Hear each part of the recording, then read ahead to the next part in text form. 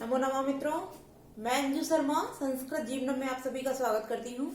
तो मित्रों, जैसा कि हम लोग अपनी साहित्य वाली कक्षा में श्रीमद् भगवद गीता के सांख्य योग द्वितीय अध्याय के साथ उपस्थित हैं, तो जो भी मित्र हमारे साथ लाइव जुड़ चुके हैं सभी लोग वीडियो को लाइक कर दीजिए, और जिन लोगों ने भी अभी तक चैनल को सब्सक्राइब नहीं किया है कृपया चैनल को सब्सक्राइब कर बेल आइकन प्रेस कर लीजिए, जिससे कि आप सभी तक वीडियो की नोटिफिकेशन समय से पहुंचता रहे।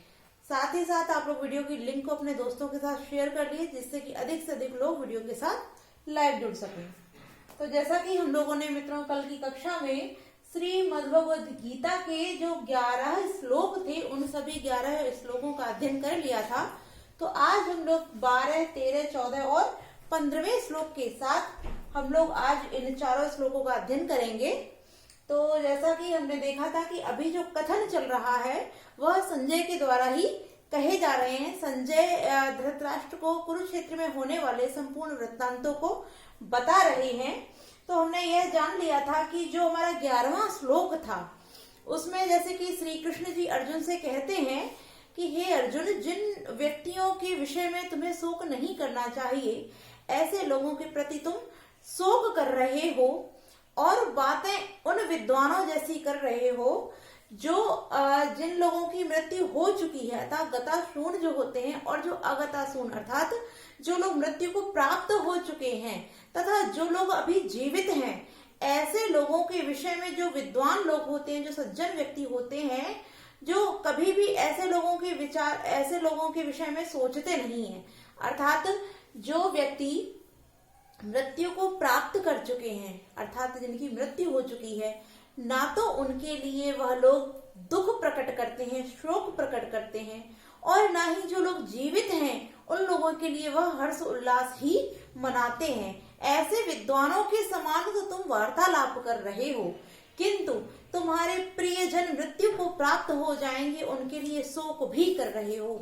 यह दोनों प्रकार की बातें तुम्हारे द्वारा उचित नहीं है। इस प्रकार कहते हुए वह आगे कहना आरंभ करते हैं।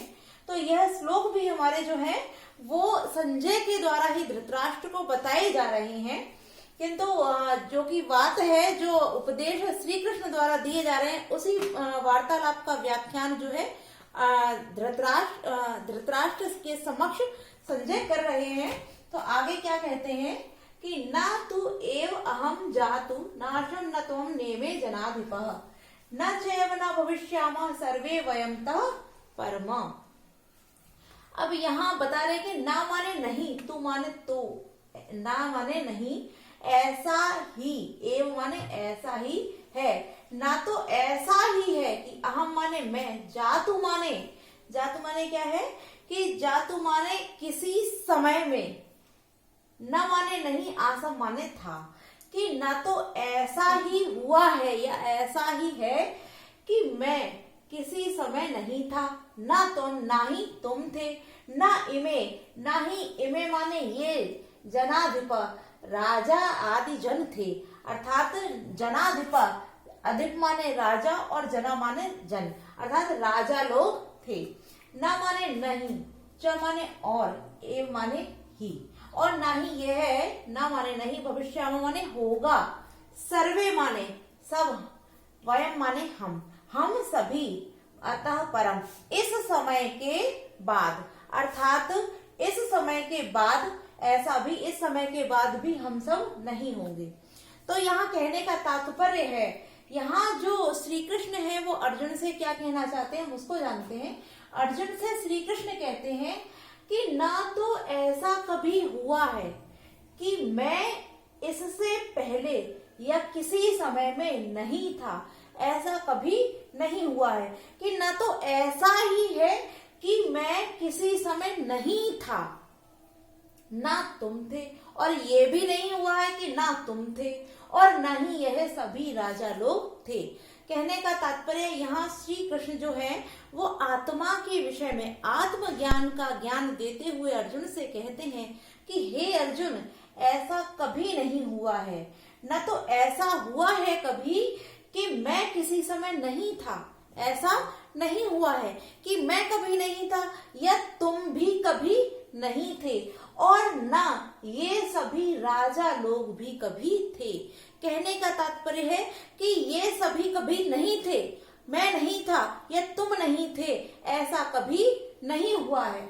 ना चैव नहीं ऐसा कभी होगा, और ना ही क्या बता रहे हैं कि ना ही ऐसा कभी हो सकता है, और ना ही ऐसा होगा क्या कि हम सभी, वयम माने हम, सर्वे माने सभी, हम सभी अतः परमः, अतः परमः माने इस समय के बाद, न माने नहीं, भविष्य माने होंगे, और न ही ऐसा कभी हो सकता है कि हम सभी लोग इस समय के बाद नहीं होंगे।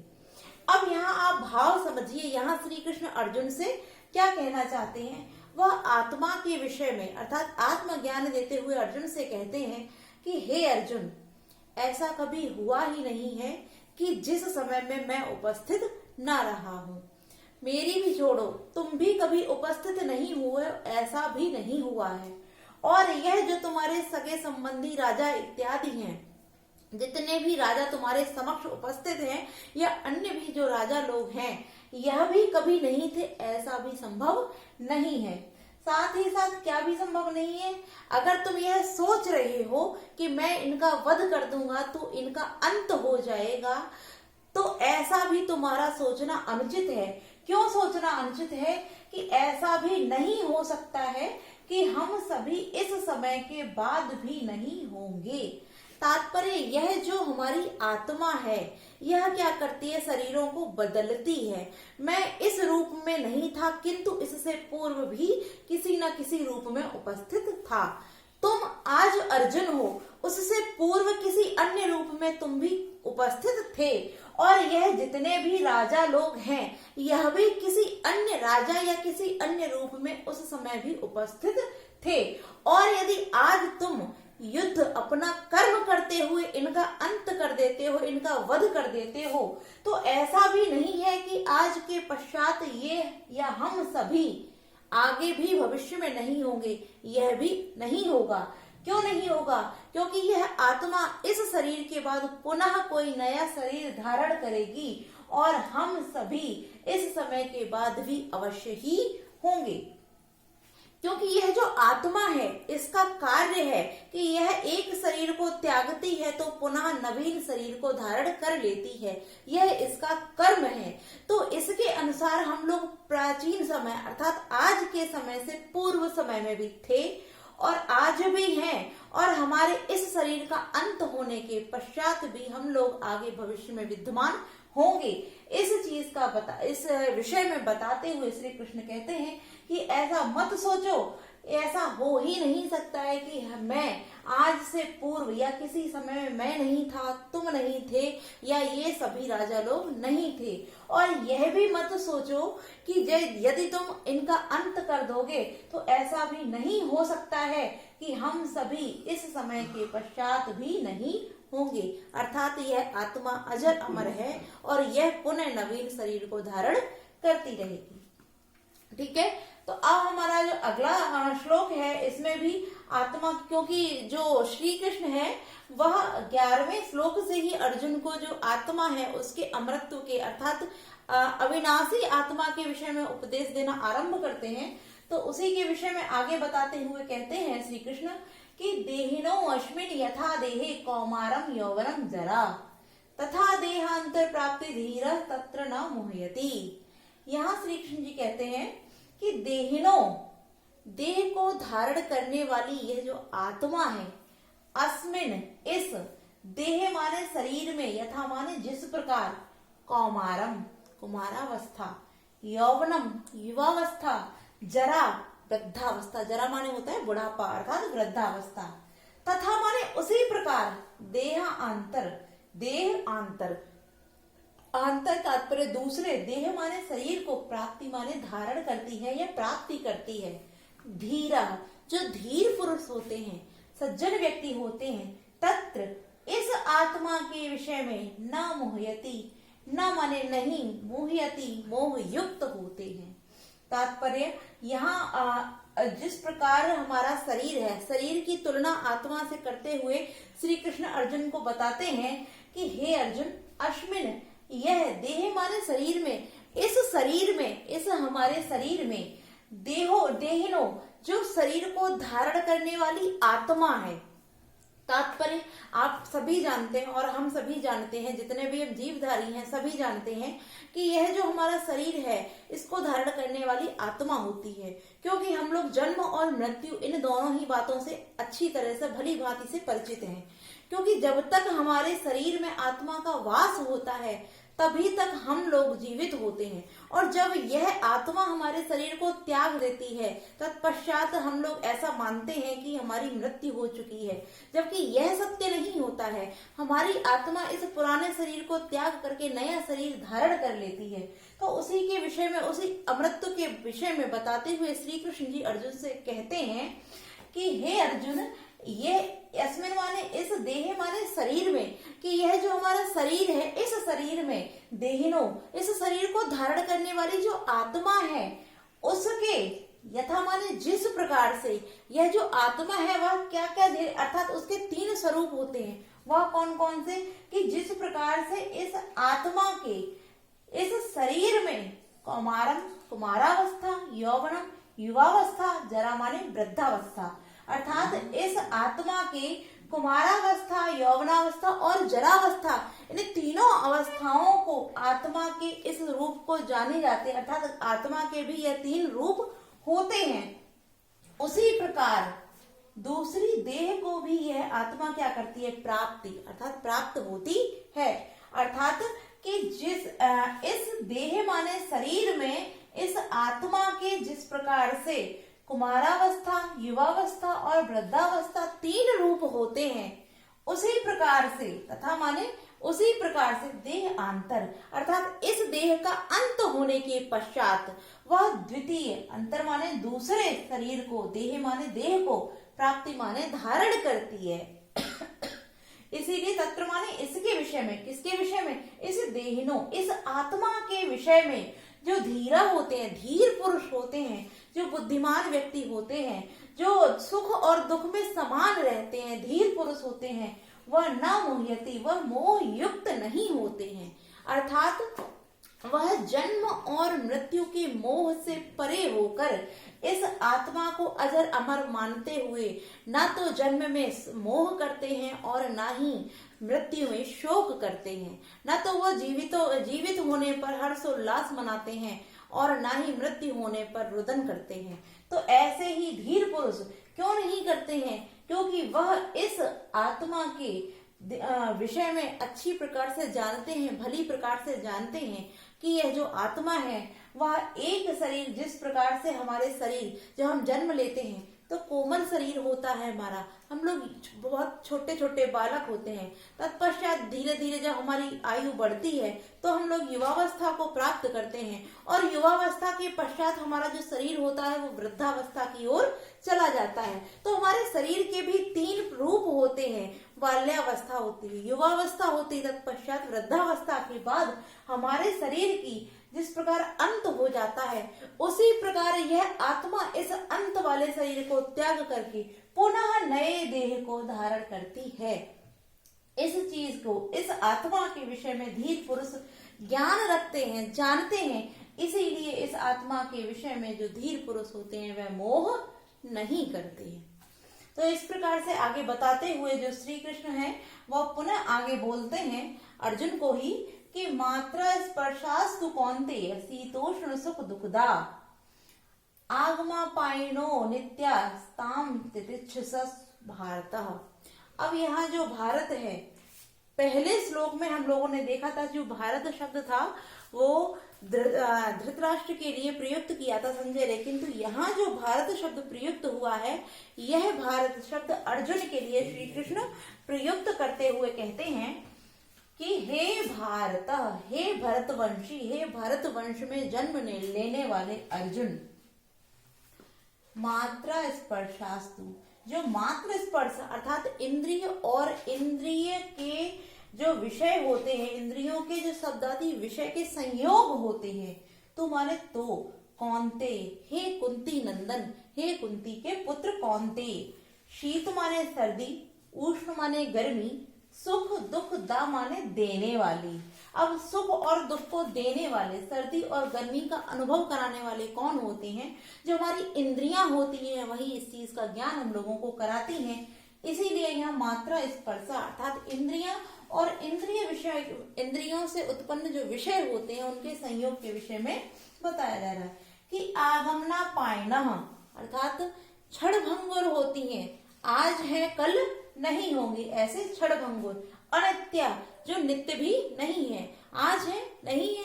नित्य क्या होता है? जो कभी भी नष्ट नहीं होता है। यदि हम सूर्य के विषय में बात करते हैं तो सूर्य नित्य है। आज जब हमको सुबह यहाँ दिखता है और जब रात को नहीं दिखता तो ऐसा नहीं है कि सूर्य नष्ट हो जाता है, वह इस पृथ्वी के दूसरे भाग में पहुंच जाता है, अर्थात सूर्य नित्य है जो कभी नष्ट नहीं होता है। इसी प्रकार जो आत्मा है वो हमेशा नित्य है क्योंकि वह नष्ट नहीं है।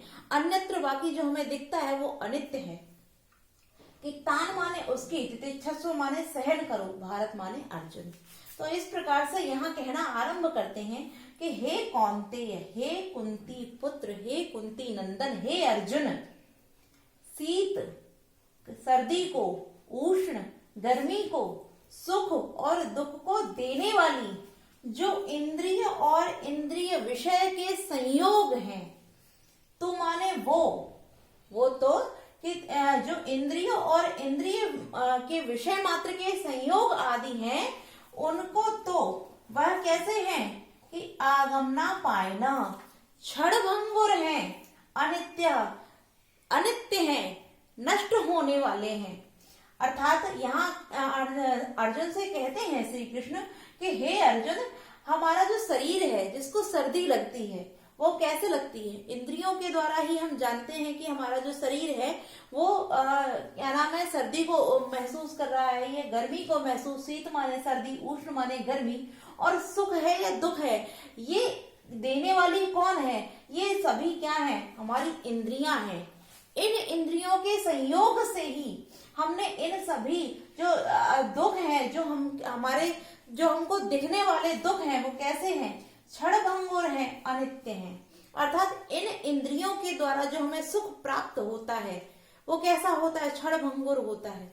हम दुख कभी कभी महसूस करते हैं, वो कैसा होता है? वह भी क्षणभंगुर है, अनित्य है। शीत और उष्ण को हम भापते हैं अर्थात उसको महसूस करते हैं, तो वह भी देने वाली कौन है? वह भी हमारी इंद्रियां हैं। हम इंद्रियों के द्वारा ही ये देखते हैं कि ऐसा हुआ तो ये गलत हुआ है, ऐसा नहीं होना चाहिए था। ये हम किसके द्वारा महसूस करते हैं? इन इंद्रियों के द्वारा ही हम ऐसा जानते हैं। और इंद्रियों के द्वारा जो प्राप्त होता है, जो चाहे वो सुख हो, चाहे दुख हो, चाहे शीत हो, चाहे उष्ण हो, चाहे कुछ भी हो, जो इंद्रियों के द्वारा प्राप्त होता है वो कैसा होता है? वह क्षणभंगुर होता है, अनित्य होता है। जिस प्रकार से हम ऐसा मानते हैं कि सशक श्रृंग कहते हैं, वह अनित्य है, वह कभी नित्य नहीं हो सकता है कि कभी, क्योंकि हम सभी जानते हैं कि खरगोश के कभी सींग नहीं होते हैं। आकाश पुष्प की बात करें तो वह भी क्षणभंगुर है, किंतु यदि हम आकाश के जो नक्षत्र है, सूर्य की बात करेंगे तो वह नित्य है। उसी प्रकार जो हमारी आत्मा है वह नित्य है, और बाकी के जो भी हमारे सुख दुख, शीत उष्ण जो भी हैं वह इंद्रियों के द्वारा उत्पन्न है। इस कारण वह सभी क्षणभंगुर हैं, अनित्य हैं। इसलिए हे भारत, हे धनंजय, हे अर्जुन, तान माने उनको, तितिक्षस्व सहन करो, अर्थात उस दुख को तुम सहन करो क्योंकि वह क्षणभंगुर है, वह स्थायी नहीं है। ठीक है, हम अपने अगले श्लोक की ओर बढ़ रहे हैं। यहाँ श्री कृष्ण क्या कहना चाहते हैं? यहाँ कहते हैं यम हीना व्यथयन्ते येते पुरुषम पुरुषर्व सम दुख सुखम धीरम सो अमृतत्वात् कल्पयते।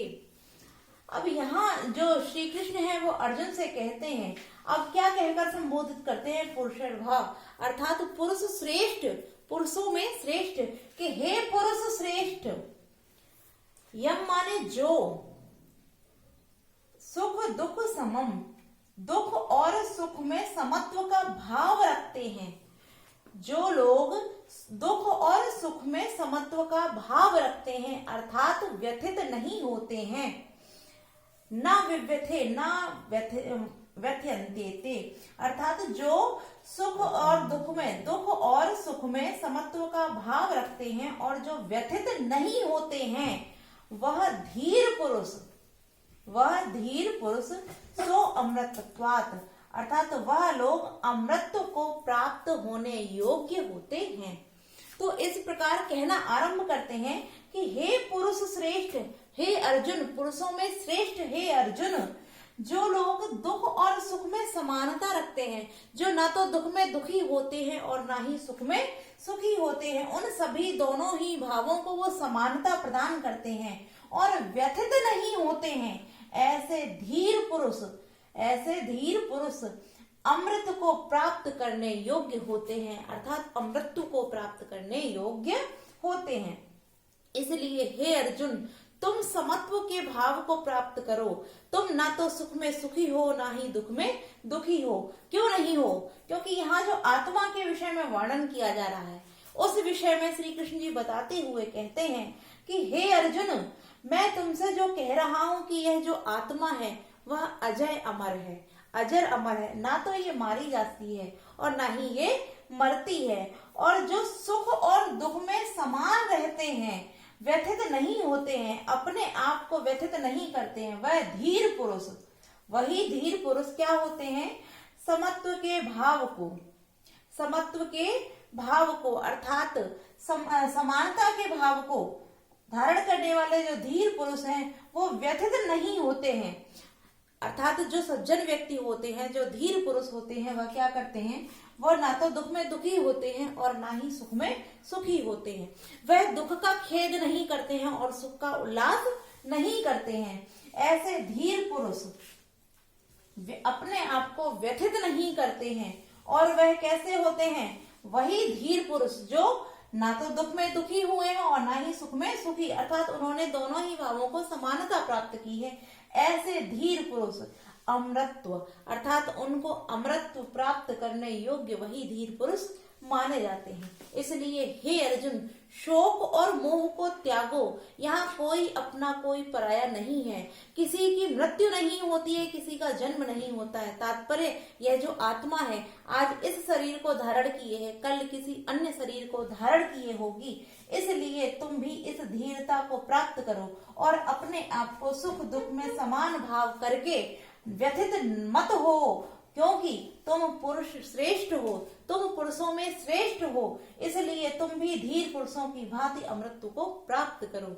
हे अर्जुन, तुम भी एक धीर पुरुष की भांति अपने मन को स्थिर करो और इस सुख दुख के भाव से अपने आप को विलक करो।